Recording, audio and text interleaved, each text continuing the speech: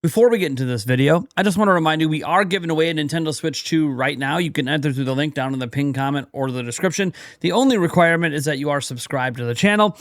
Setting all that aside, let's actually get into what I want to talk about today. And today I want to talk about Ocarina of Time. In fact, at this point, I almost want to just talk about this game every single day. But instead today, we're just going to focus on one particular aspect of this game, one thing that can be discussed, one thing that is up for debate, one thing that we do know a little bit about this game, and that is the art direction of the game, because the internet has had a lot of fascinating reactions to this, including some people who think this is not what the original game was intended. It wasn't supposed to be realistic. It just was kind of a fault of the time of the N64. And you could see with Ocarina of Time 3D as evidence, where they went more into the vibrant, bright color schemes, that, yeah, Ocarina of Time was not meant to be realistic. And so this art style is actually taking it away from the actual game. And in fact, maybe the art direction is not even being true to the actual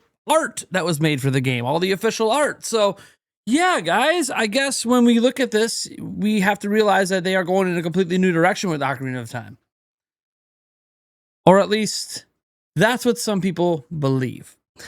Reality, though, is much more complex than that, much more nuanced. And as it turns out, no, realism actually was always the intent for Ocarina of Time. And yes, Twilight Princess's realism was intended to be based upon Ocarina of Time's. And thus, we got to get into that Wii U tech demo and then eventually what we see here with, well, Ocarina of Time Remake. Because, look, this is the trailer, and we see Link here. Right around this section here, we see the art direction of the game. And look, it's pretty realistic, right? You got realistic tapestries, realistic foliage and leaves there, and wood, and textures for the hay that makes up his bed, and even like the clothing he's wearing, just very, very interesting. The hair is a little shinier, although then again, you're a forest dweller. I don't know that showers are a priority, so maybe shiny hair is a thing, or it's just part of the particular art direction for this game, and everyone's just going to have shiny hair. It's a way to tell it's not real. It's just a video game. And obviously, you know, the actual skin complexion, all that, not necessarily always the most realistic, even though the proportions are for the most part. I know some people think the head is too big. I don't know. I've seen heads that are literally the size of what their head's going to be as an adult on a little kid before. So I don't really think that it's that weird. And I think once he's standing up, people will agree that it really doesn't look that weird at all. Honestly, this art direction looks incredible. But here's the thing. We know that's the art direction for the game. The complaints, though, about it, I find, are interesting because a lot of people just look at the comparisons to Ocarina of Time 3D and go, man, we should have just got something more like that. And that's a personal preference. But in reality, we have a couple reasons we need to be talking about this game right now. And look, it's not just because I'm hyped about it. First off, how about the fact that it's the second most hyped game coming out of the Summer Game Fest period? So we have this article over on the Game Business, and there's this whole podcast segment. We're not going to watch it, though. But as we scroll down, we're going to see some rankings come in here. So God of War, Zelda, and Resident Evil conquer Summer Game Fest. And you're seeing God of War here at number 1. It's actually kind of funny because they go God of War, Zelda, Resident Evil, but like Wolverine did really well as well. Gears of War E-Day did really well. So did Kingdom Hearts 4. So look, whatever. I guess they just wanted to cut it off at the top 3. But you'll see Ocarina of Time is at number 2. This is according to Level Up, which is a marketing analytics for the gaming industry. They're usually pretty accurate. You can see God of War, Lafayette, and Ocarina of Time Remake and Resident Evil Veronica. Marvel's Wolverine and Gears of War E-Day were the most covered and watched discussed video games at Summer Game Fest 2026. This data is courtesy of Level Up. You also have to wonder if Ocarina of Time might have been number 1. It had the least amount of time counted for it, right? Because this is just June 1st through June 11th. So the smallest window of actually counted social media messages. You have to figure God of War, having been one of the first games shown off very early on in this Summer Game Fest time, has had a lot more time for conversation. So I do think Ocarina of Time might have actually been number 1 if it was allotted the same amount of time. But either way, obviously, it is a very highly talked about game right now and one of the most anticipated games of this year, if not the most anticipated for the November period, next to Grand Theft Auto 6. Now, that's really interesting, and that just means people are really interested in this game and they really are interested in a lot of things. Well, I thought it would be good to maybe go back and look a little bit at what the original intent was behind Ocarina of Time's art direction, and then how that compares to what they're actually doing today, because I actually think they're really just fulfilling the original vision of the game. Now, this involves looking back at two particular interviews. One of them from an Iwata Asks that unfortunately is no longer on Nintendo's website. So we are reliant on a fan site that just happens to have a translation of it. So I do apologize for that aspect. I tried my best. I found other Iwata Asks episodes about Twilight Princess, but this particular one, they seem to have changed their URL structure and forgot to put this one back up. I don't know. Someone else could probably find it out there. It's probably in one of my old videos somewhere. That being said, we do have actual images here from Nintendo Power for an interview that happened back in 2004. Now, this was about Twilight Princess, but it gets into Ocarina of Time. And this interview was of this person right here. We're talking about Satoru Takizawa, art director at Nintendo Kyoto. So he knows a little thing about the art style and the intended art directions of video games. Anyways, I know the interview is quite small. It's hard for me to zoom in well for you guys here. But as we go to this next page over here, this is where things get really interesting. So we can scroll over here and we get beyond the photorealism part right here. This is from the art director. And he said, realism in Zelda isn't a first with The Legend of Zelda Twilight Princess. We did it in Ocarina of Time, but this is the first time since then that we've taken on the task of creating a realistic 3D Zelda style that pushes the Nintendo GameCube's graphics to its limits. Our development team is highly motivated to step up to the challenge. We aren't trying to achieve photorealistic reality, however. It's a vital distinction when we look at Ocarina of Time now. We can't deny that the graphic quality isn't high, but you still get the feeling of each environment incredibly well. We've heard that the opinion from many who've enjoyed the Ocarina of experience is it's really key. We haven't changed this focus, not during Majora's Mask and not during Wind Waker. We like to hear that players really feel like they're part of the environment. And we love it when gamers compare what they see on the screen to a great painting because we're creating a world of fiction, not an imitation of something that's already real. Or here's another way we like to think about it. Our goal is to create a miniature landscape garden, a natural aesthetic that's a big part of Japanese culture, in which players can get in touch with their surroundings. Easier said than done, however. The development team must understand what kind of gameplay we want to achieve and where objects need to be placed in this garden. And each creative team strives to achieve the overall goal. From an art direction point of view, that's the most exciting part of my job, to communicate the big picture artistically. So there you see him saying that, like, yeah, obviously they're not trying to go for 100% photorealism, but they are going with a realistic art direction. That was the goal with Ocarina of Time. That was the goal with with Twilight Princess. Now you might go, well, hey, since 2004, not only has Twilight Princess come out, hey, Ocarina of Time 3D came out as well. So maybe Nintendo's ideas and philosophy changed. Well, you would think that, except Takizawa, again, is disputing this. So we head on over here, and it says, Takizawa here says, I was particularly nervous about Link's design. The reason for that is, although we're continuing with the aesthetic style of Ocarina of Time, the more realistic you make characters, the more they tend to start looking a bit like plastic dolls. Then Satoru Iwata, rest in peace, says, although the visual design of Twilight Princess is indeed realistic, I think it has a unique atmosphere that conventional photorealism cannot offer. There were a lot of people, mostly from overseas, who said that they really wanted to play a photorealistic Zelda.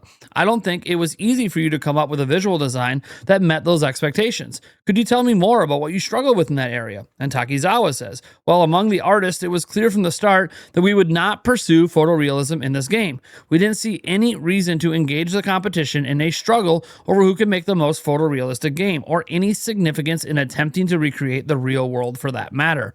Rather, we felt that it would be more meaningful to create something we wanted to make and then show the world what kind of game can be made when you have that kind of passion. So we decided to place our emphasis on creating the palpable atmosphere that everyone liked so much about Ocarina of Time. Now, it goes on to say it's easier said than done, yada, yada. These interviews are very in depth. I miss the old Iwata Asks ones. They're even more in depth than their modern interviews today, but that's because Iwata himself was a game developer, so he tends to be able to tailor those questions in a great way. Now, that's the thing, though, is if realism was always sort of a goal for Ocarina of Time, then you go back and you look at this and you go, well, okay, this is seemingly in line with everything we just heard about the original design intentions of Ocarina of Time. It is supposed to be realistic, but just not photorealistic. Like Link isn't supposed to literally like look like someone that's real. And you can see this with like the shine on his hair and some of this stuff that like, no, he's not. This isn't exactly one-to-one photorealism, which isn't the point. They're not trying to do one-to-one photorealism. It's supposed to be realistic and feel like you're there and in this breathing world, but it's still supposed to feel like a video game. So I do think that this art direction they're going with so far is balancing that. Now, there's another time that Nintendo tempered around with the realistic style in Zelda, and that's the Wii U tech demo. We all know this one too well. We've played this footage a billion times on this channel. But the Wii U tech demo obviously is another realistic take. It looks very much like Twilight Princess, but it gives you an idea of what more modern architecture can do with a realistic Zelda. Obviously, this is a while ago now. This is Wii U, but that's the thing. Nintendo doesn't use the realistic art style that often in Zelda. We can count 3 games right now, Ocarina of Time, Majora's Mask, and Twilight Princess, out of like 20 games. So it's not a style they use often, so we need to really appreciate it when this style comes around, because who knows, like the next big 3D open world Zelda game, maybe it's more like Wind Waker and more cel shaded, or maybe a completely different art direction and completely its own unique thing. You know, that's the thing. We don't know, but what we do know is what Ocarina of Time is doing is trying to be like Twilight Princess and trying to be like the original game. So I just find a lot of this to be fascinating, because the discourse around the art direction seems to be at like in counter to the actual like original ideas behind the game and the original intents of the design. They seem to be sticking to that. So I'm really excited about that. Now, one thing I wanted to mention as well, I just thought this was really cool. I'm always digging around for things that people are discovering about Zelda and stuff like that when we have a Zelda game on the horizon. We have this fan who did a nice little comparison that, you know, Link's new design actually might be trying to like bridge the gap between Kokiri and Koroks. So this was kind of an interesting thing over on our Zelda. And you can see the design motifs on the tunic are clearly similar to the forest dweller items from Breath of the Wild and Tears of the Kingdom, and Link's house seems to be more naturally formed than in the original Ocarina of Time /3D. Seems like they're trying to make the connection a lot more obvious and fit better with the recent entries in the series. Very curious to see their similar design changes with the Deku sword and shield and the Zora and Gorons. Now remember, the original lore has Kokiri turning into Koroks after the world is flooded in the Wind Waker. Well, then Koroks are back later on, like much later in Zelda lore, and then Kokiri get mentioned, and it's kind of weird. So maybe this is going to bridge the gap between the Kokiri and the Koroks. Maybe this is going to end up giving a new explanation, and maybe the Koroks ended up not coming from Kokiri, and Kokiri actually still exists somewhere. I don't know. There's a whole lot that can be going on here, but that's obviously some fan speculation, and I like to just bring some of that stuff up for you guys. And really, that's what I got for you today for this video. I just thought it'd be an interesting conversation. My overall thoughts, just going back to the actual art of the game, is I actually really, really like this art direction. I think that this is perfect for the game. Obviously, you know, we need to see more of the environments and stuff. I can only just imagine right now what Kokiri Forest actually looks like just based on this imagery here, and how beautiful the leaves look and the wood and all that. Like, I can just imagine what that looks like, and imagine what Hyrule Field looks like and Hyrule Castle, and like, it's a lot of imagining, because this is all Nintendo really showed us. The only other scene we have is being more zoomed in, where you're seeing the Triforce light up on his hand. But guys, this is the art direction of the game, and I gotta say, I'm very thrilled with it. I did not think they would actually go this direction. I really thought, even if it wasn't from the ground up remake, they would lean more into the more vibrant, bright styles that they did with Ocarina of Time 3D. But instead, they're going back to the original intent of the original art design. And that is, hey, we're going to be more realistic. That means things are going to be darker at times. And people forget, the story of Ocarina of Time is actually a very dark story. And if it gets fleshed out even more, it's only going to be even more ominous and darker than we even remember, or even as you go back and replay it on NSO or something. Like, the story is way darker than I think a lot of people understand. And now that can get fleshed out with more modern storytelling, how that narrator alone already makes me take the story so much more serious than I have over the years. And that's saying something, as I used to be a Zelda timeline theorist. So I kind of took the story of Ocarina of Time pretty damn serious, since it's a very vital role in the timeline, with the three-way split. But that being said, guys, that's what I got for you. Let me know what you think about this down below. Do you like the art style? Are you happy they're going more with more in the direction of what the original design intent was for the game, or do you wish they would have scrapped all that, said bunk that, let me go more cell shaded or more into some other art direction? And that's what you wish would happen. I mean, we've seen this divisiveness happen with the Zelda movie as well. Lots of people like me super hyped for a live action Zelda movie, and a bunch of people pissed because they would rather be like some Studio Ghibli film. So look, guys, they can't satisfy everyone, but we have what we have. This is real. This is the Ocarina of Time remake. This isn't beating around the bush. This isn't speculative. This is what the game's going to look like. So let me know your thoughts on this down below. All I know is I am super, super hyped. Guys, can you believe what's happening? Can you truly believe what's happening? I turned 40 this year. Zelda turned 40 this year. And I'm going to get to replay Ocarina of Time in an art direction that I never thought this game would get remade in. Follow that up with a Zelda movie next year. Live action that I also thought would never exist. I'm eating good, man. I'm eating good. Thank you guys for tuning in. Catch you in the next video.